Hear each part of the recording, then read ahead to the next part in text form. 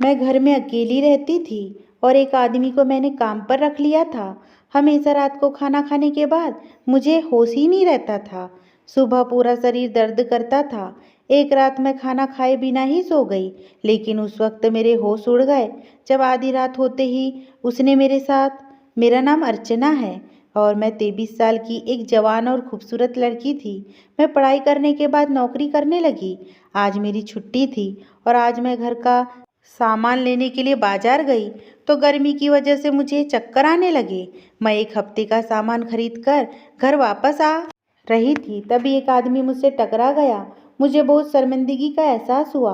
मेरी वजह से उन्हें काफ़ी ज़ोर से चोट लगी थी। गर्मी की वजह से वो भी पसीना पसीना हो रहे थे।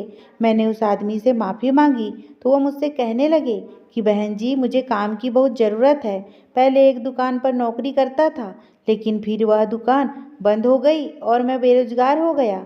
मैं हर दिन काम की तलाश में बाजार आता हूँ, लेकिन कोई भी मेरी उम्र देखकर मुझे काम नहीं देता। मैं बहुत ही बुरी हालत में ज़िंदगी गुजार रहा हूँ। आप मुझ पर थोड़ी सी मेहरबानी कर दीजिए। आप जो भी काम कहेंगी मैं कर दूंगा।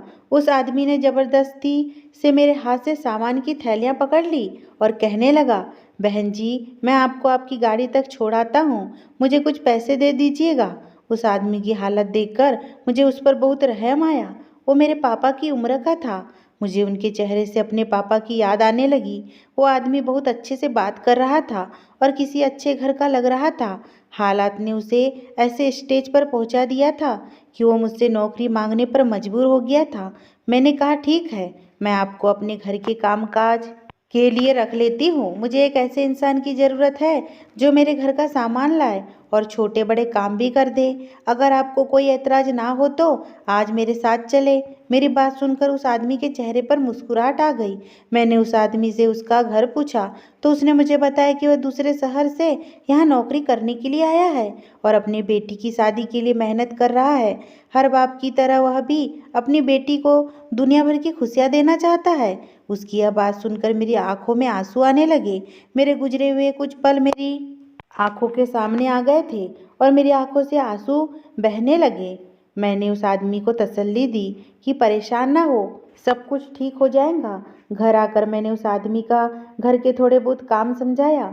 मैं उस आदमी से घर की सफाई का काम भी करवाना चाहती थी, क्योंकि मेरा घर तो ज़्यादा गंदा नहीं होता था, लेकिन मेरे पास सफाई करने के लिए वक्त ही नहीं था। उस आदमी ने मुझे बताया कि वो तो बहुत अच्छा खाना भी बना लेता है और वो अपनी खुशी से मेरे लिए खाना भी बना दिया करेगा। मैं तो नौकरी करने वाली औरत थी, इसलिए मैंने उस आदमी से कहा कि अब आप इस घर की सारी जिम्मेदारियां संभाल लें, मैं आपको बहुत अच्छी तनख्वाह दूंगी। मेरे पास पैसे की कोई कमी नहीं थी, लेकिन मैं अकेली जिंदगी गुजार रही थी और नौकरी के साथ साथ घर की देखभाल करते करते मैं बहुत थक जाया करती थी। इसलिए मैंने उस आदमी को खुशी खुशी काम पर रख लिया था, क्योंकि वो मुझे बहुत भला इंसान लग रहा था। उस आदमी को मैंने घर में एक कमरा दे दिया। मैं इतने बड़े घर में अकेली रहती थी। बहुत साल पहले मैं अपने माँ बाप को छोड़कर अलग हो गई थी। मुझे घर की चार दीवारी और रस्मों रिवाज बिल्कुल भी पसंद नहीं थे। मेरे पिताजी ने मुझे बहुत ज़्यादा पढ़ाया, लेकिन वो मेरी नौकरी के बिल्कुल खिलाफ थे और वह चाहते थे कि मैं पढ़ाई पूरी करते ही उनकी बहन के बेटे से शादी कर लूँ। पिताजी ने मुझसे 3 बड़ी बहनों के साथ भी यही किया था। उनकी भी पढ़ाई पूरी होते ही शादी कर दी थी और नौकरी के लिए मना कर दिया था। मैं अपनी ज़िंदगी में यह सब नहीं चाहती थी। मेरा इतनी जल्दी शादी करने का कोई इरादा नहीं था। मैं अपने पैरों पर खड़े होना चाहती थी। मेरे पिताजी ने मुझसे कहा था कि जब तुम दुनिया की रंगीनियों से थक जाओगी तो तुम्हें अपने पिताजी की एक एक बात याद आएंगी, कि शायद पिताजी ने उस समय ठीक ही कहा था। अब मुझे अक्सर पिताजी की बहुत सारी बातें याद आ जाया करती थी। जब भी मैं थकी हारी जॉब से लौटकर घर आती थी तो वह घर मुझे अब अपने माता पिता की याद दिलाता था। मेरे माता पिता ने मेरी बहनों को पलकों पर बिठा कर रखा था और मैंने कभी घर का कामकाज नहीं किया था। लेकिन जब मैं अपने माता पिता से लड़कर घर छोड़कर आई थी, मुझे सब कुछ खुद ही करना पड़ता था और धीरे धीरे मुझे एहसास हुआ था कि मेरे माता पिता ने मुझे किस तरह दुनिया के सर्द गर्म से बचा कर रखा था। अपने डिग्री के बल पर मुझे बहुत अच्छी कंपनी में नौकरी मिल गई थी। मैं जब भी पीछे पलट कर देखती तो मुझे यकीन हो जाता कि मैंने घर छोड़कर बिल्कुल सही फैसला किया है। लेकिन मुझे अब माता पिता की याद बेचैन कर देती है। मेरे पिताजी कहा करते थे कि लड़कियों को नौकरी करने के बाद भी शादी ही करनी होती है, तो बेहतर है कि किसी अच्छे लड़के से शादी करके मैं तुम्हें विदा कर दूं। जबकि मेरा मानना था कि मुझे अपने पैरों पर खड़ा होना चाहिए और अपनी मेहनत से जिंदगी में कुछ हासिल करना चाहिए।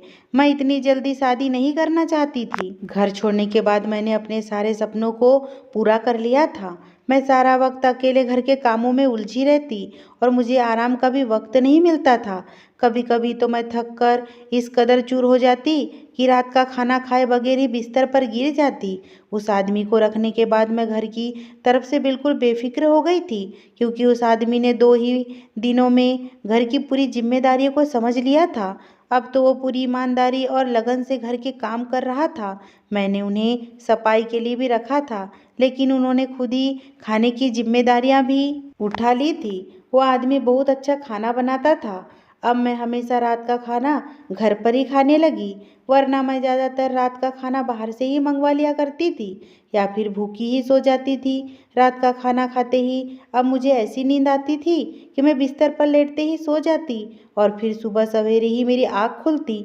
उस आदमी के आने से मैं अपनी नींद को लेकर बहुत ही ज़्यादा परेशान थी, क्योंकि मुझे पहले सारी रात बिस्तर पर लेटे रहने के बाद भी नींद नहीं आती थी। थकावट की वजह से मेरा सारा जिस्म दर्द करता था, लेकिन उस आदमी के आने से मुझे बहुत आराम था और मुझे बहुत अच्छी नींद आने लगी थी। उनको काम पर ना रखे हुए 15 दिन ही हुए थे कि सब कुछ बहुत अच्छे से चल रहा था। एक रात मुझे ऑफिस का कुछ काम निपटाना था, इसलिए मैंने खाना एक तरफ रख दिया और पहले काम करने लगी। थोड़ी ही देर में वो आदमी मेरे पास मेरे कमरे में आ गया। मैंने उनकी तरफ देखा और पूछा कि क्या हुआ इतनी रात यहाँ। तो वो कहने लगा कि मुझे लगा कि आपकी तबीयत ठीक नहीं है, इसलिए देखने के लिए चला आया। क्योंकि आपके कमरे की लाइट जल रही थी तो मुझे आपकी फिक्र हुई। मैंने उस आदमी से कहा था कि नहीं नहीं, मैं तो बिल्कुल ठीक अपना काम कर रही हूँ, आप जाकर सो जाइए। वो आदमी भी अपने कमरे में चला गया। जब अपना काम खत्म करके मैं सोने लगी तो मेरे दिमाग में एक सवाल आया कि आदमी इतनी रात तक क्यों जाग रहा है, जबकि वो तो मुझसे भी पहले का उठा हुआ होता है। जब सोकर उठती हूँ तो वो पूरे घर की सफाई कर चुका होता है और मेरे लिए नाश्ते की तैयारियों में लगा हुआ होता है। इसी सोच में कुछ देर के बाद मैं सो गई और हमेशा की तरह सुबह उठकर ऑफिस चले गई। लेकिन कहीं ना कहीं मेरे दिमाग में उस आदमी को लेकर बहुत सारे सवाल उठ रहे थे, क्योंकि मैं आदमी को बिल्कुल भी नहीं जानती थी और मैंने उस पर इस कदर भरोसा कर लिया था कि उसे अपने घर में जगह दे दी थी। मुझे ऑफिस में पहले ही बहुत सारी परेशानियों का सामना करना पड़ रहा था और अब ऐसे में इस आदमी को लेकर भी मैं बहुत परेशान हो गई थी। वैसे तो वो आदमी बहुत अच्छे से बात करता था और दिल लगाकर घर का कामकाज करता था, मुझे उसने कोई परेशानी नहीं होने दी। लेकिन कल रात की बात ने मुझे कुछ उलझन में डाल दिया था। शाम को जब मैं घर वापस लौटी तो उस आदमी ने फौरन चाय बनाई और मेरे कमरे में ले आया। उससे मैंने पूछा कि उसके घर वाले कैसे हैं और उसकी बेटी की शादी कब है। उस पर वो मुझे बताने लगा कि उसके घर वाले गांव में रहते हैं और उसे शहर आए कई साल गुजर चुके हैं और यही नौकरी करता है और एक साल में एक बार अपने घर का चक्कर लगाता है। उनकी बेटी की शादी में 6 महीने बाकी है और उसको अपने बेटी की शादी की तैयारियां करनी है, इसलिए उन्हें पैसों की ज़रूरत है। मैंने उस आदमी से कहा कि आप फिक्र ना करें, मुझसे जितना हो सकेगा आपकी बेटी की शादी के लिए आपकी मदद ज़रूर करूँगी। ये सुनकर वो बहुत खुश हो गया और वहाँ से चला गया। मैं सोचने लगी कि ना जाने मैं इस आदमी पर विश्वास करके ठीक भी कर रही हूँ या नहीं। मैंने सोचा कि मुझे एक बार इस आदमी को आजमा लेना चाहिए। मैंने रात को खाना नहीं खाया, बल्कि बीमारी का बहाना करके जल्दी से सोने के लिए लेट गई। मैं आंखें बंद करके काफ़ी देर लेटी हुई थी, लेकिन कुछ भी नहीं हुआ। मैं सोच ही रही थी कि मैंने फालतू में ही एक अच्छे इंसान पर शक किया और ना जाने क्या क्या सोच लिया। इतने में कमरे का दरवाज़ा खुला और वो आदमी कमरे में चला आया। मैं कमरे का दरवाज़ा लॉक करके ही सोने के लिए लेटी थी। उस आदमी ने घर की एक्स्ट्रा चाबी से कमरे का दरवाज़ा खोला था। मेरी सांस रुक गई थी। इतनी रात को ना जाने मेरे कमरे में क्या करने आया था। मुझे सोता हुआ देखकर वह वापस कमरे से बाहर निकल गया और मेरी सांस में सांस आ गई। लेकिन उस वक्त मेरे कदमों तले से ज़मीन निकल गई जब उस आदमी के पीछे एक ऐसा इंसान कमरे में आया जिसे मैं बहुत अच्छी तरह से पहचानती थी, और मुझे यकीन नहीं आ रहा था कि वो इंसान आधी रात को मेरे कमरे में भी मौजूद हो सकता है। वो इंसान मेरे बिस्तर के करीब चला आया और मेरे पास बैठ गया। उसकी निगाहें मेरे शरीर पर थी। जैसे ही उसने मेरे चेहरे पर हाथ फेरा, मेरी तो जान ही निकल गई और मैं उठकर बैठ गई। मुझे जागता हुआ पाकर वो इंसान भी हक्का बक्का रह गया। शायद उसे यकीन था कि मैं गहरी नींद में सो रही हूँ। मैंने फौरन ही कमरे की सारी लाइट जला दी और शोर मचा दिया। वो आदमी जो मेरे घर में काम कर रहा था, वो भी फौरन मेरे कमरे में चला आया। मैं गुस्से से उस आदमी की तरफ देख रही थी और वो नज़रें झुकाए खड़ा था। मैंने आगे बढ़कर उस इंसान का कॉलर पकड़ लिया और उससे सवाल किया कि वो रात के इस वक्त मेरे घर में क्या कर रहा है, जबकि मैं अच्छी तरह से जानती थी कि वो इंसान मेरे कमरे में क्यों आया है। जब मैं अपना घर छोड़कर नौकरी के लिए निकली तो मुझे अंदाज़ा हुआ कि दुनिया में अच्छे लोगों के साथ साथ बहुत से बुरे लोग भी मौजूद हैं जो आपके लिए मुश्किल खड़ी कर देते हैं, खासकर उस वक्त जब आपके सर पर बाप भाई का साया ना हो। मेरी नौकरी एक बहुत बड़ी कंपनी में लग गई थी, लेकिन वहाँ का मैनेजर जो मेरा बॉस था, मेरे लिए एक मुसीबत साबित हुआ था। मैं जवान होने के साथ साथ बहुत ज़्यादा खूबसूरत भी थी और यही बात मेरे लिए परेशानी बन गई थी। उसकी गंदी नज़रें हर वक्त मेरी तरफ जमी रहती थी।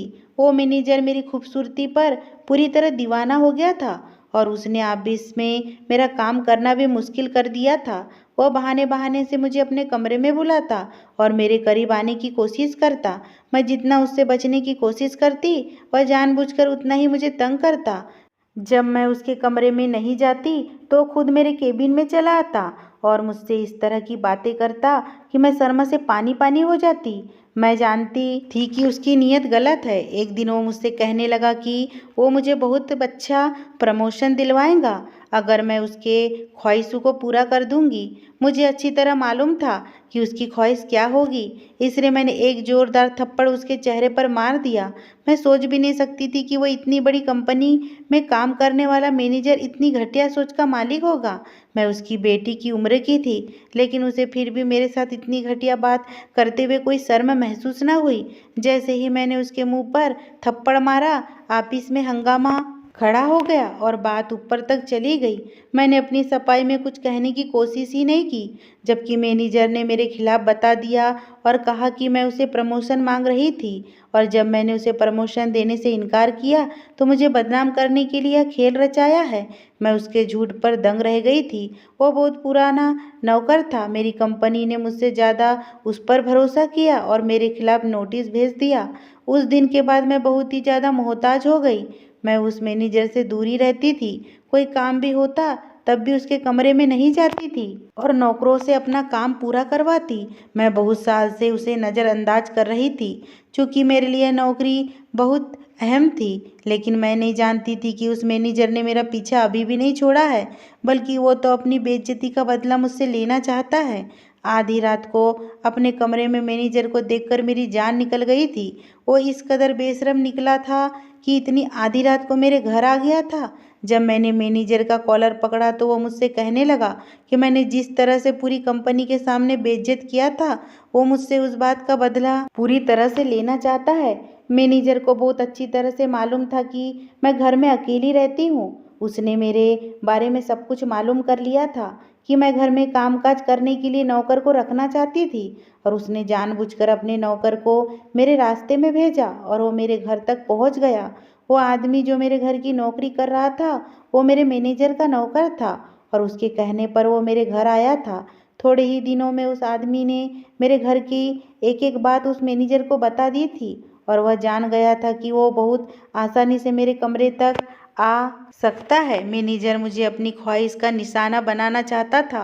वो मेरे साथ अपनी हवस पूरी करना चाहता था ताकि वो मुझे सारी जिंदगी ब्लैकमेल करके अपने बिस्तर तक ले जा सके। लेकिन उससे पहले ही उसकी सारी हकीकत मेरे सामने खुल गई थी। मैनेजर एक 50 साल का शादीशुदा और 3 बच्चों का बाप था। बस वो मुझे बेइज्जत करना चाहता था क्योंकि मेरे सर पर बाप भाई का साया नहीं था और इसलिए उसने मुझे अच्छे से इस्तेमाल किया। आज मुझे एहसास हो रहा था कि मेरे पिताजी ठीक ही कह रहे थे कि बिटिया अपने घर की चार दीवारी में सुरक्षित होती है। मैंने उस आदमी की तरफ गुस्से से देखा और उनसे कहा कि आप तो मेरे पिताजी की जगह थे। मैंने आप पर इतना भरोसा किया कि आपकी मजबूरी सुनकर आपको अपने घर ले आई। आपसे आपकी बेटी की शादी में मदद करने का भी मैंने वादा किया, लेकिन उसके बाद भी आपने मेरे साथ इतना बड़ा धोखा किया। उस आदमी ने शर्मिंदगी से नज़रें झुका ली और कहने लगा कि वो अपने मालिक की आज्ञा के आगे मजबूर हो गया था। उसके मालिक ने उससे कहा था कि अगर वो मालिक का यह काम करेगा तो वो मालिक उनकी बेटी की धूमधाम से शादी करवा देगा और वो अपनी बेटी को दुनिया की हर खुशी देना चाहता था, इसलिए वह उसकी बात मान गया। लेकिन आज उसे एहसास हो रहा था कि अपनी बेटी की खुशियों के लिए उन्होंने किसी और की बेटी की इज्जत पर दाग लगा दिया था। मैनेजर ने अभी तक मेरी कोई फ़ोटो नहीं खींची थी, इसलिए मैंने फ़ौरन पुलिस को फ़ोन करके घर बुलाया और उसे पुलिस के हवाले कर दिया और उस आदमी ने मुझसे माफ़ी मांग ली थी। उन्हें अपनी गलती का पछतावा था।